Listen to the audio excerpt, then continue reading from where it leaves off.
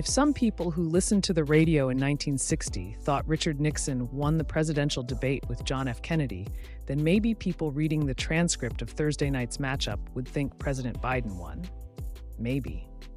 But elections aren't won in transcripts.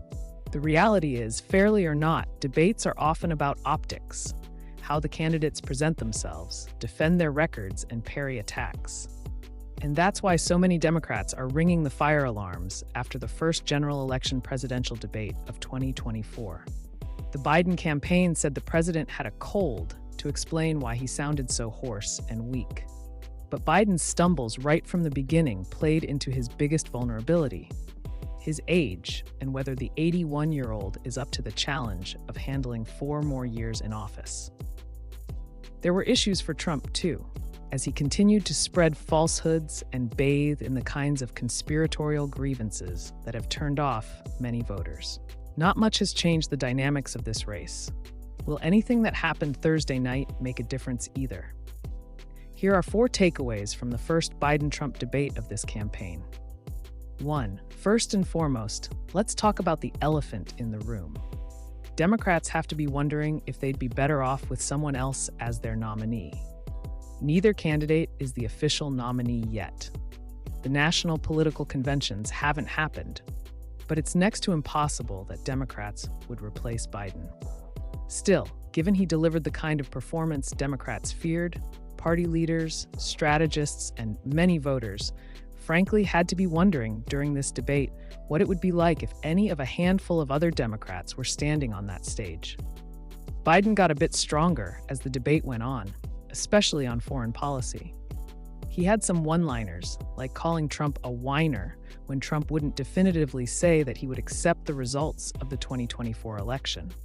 But Biden often wasn't able to show vigor or consistently convey what he wanted to say. He simply couldn't deliver the kinds of happy warrior blows with that toothy smile audiences have seen from Biden in years past.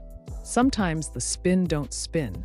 One Democratic strategist texted midway through the debate when asked for reaction. 2. If how Biden sounded wasn't bad enough, the visuals might have been equally as bad. An important rule of thumb for candidates and moderators in debates is to be conscious of how things look, of how you look, of what people are seeing at home. And what people saw, and this was predictable, was a split screen. Biden wasn't able to use that to his advantage at all, even as Trump doled out falsehood after falsehood. Instead, he looked genuinely shocked and confused, which is never a good look. Trump and his base might not care about Saturday Night Live, but Biden's base does, and this week's cold open won't be pretty. 3. The format and hands-off moderators benefited Trump.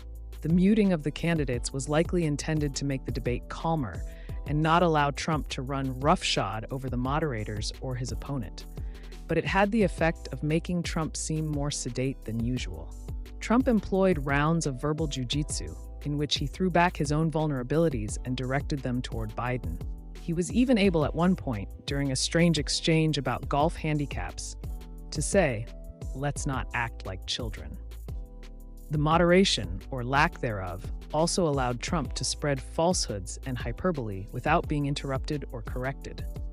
CNN indicated before the debate that the moderators were not going to play a strong role in fact-checking the candidates, and they lived up to that. They left it to the candidates, essentially, and with Biden unable to deliver in real time and the moderators declining to, the audience was left with a salad bowl full of rotten eggs. 4. This debate might not move the needle much, if at all. Despite Biden's struggles, which will understandably get the headlines, Trump had some difficult moments too, especially in the second half of the debate. In addition to spreading myriad falsehoods, he did little to credibly defend his conduct on and before the January 6th siege on the Capitol. He used the kind of hyperbolic and vituperative language that has long turned off swing voters, and showed why many are concerned about some of his positions on the issues, especially on abortion and how the U.S. should be represented on the world stage. So despite Biden's shortcomings, millions will still likely vote for Biden anyway because he's not Trump. The bottom line is, Americans have said they are unhappy with their choices, and in this, the biggest moment of the 2024 presidential campaign yet, it was clear why.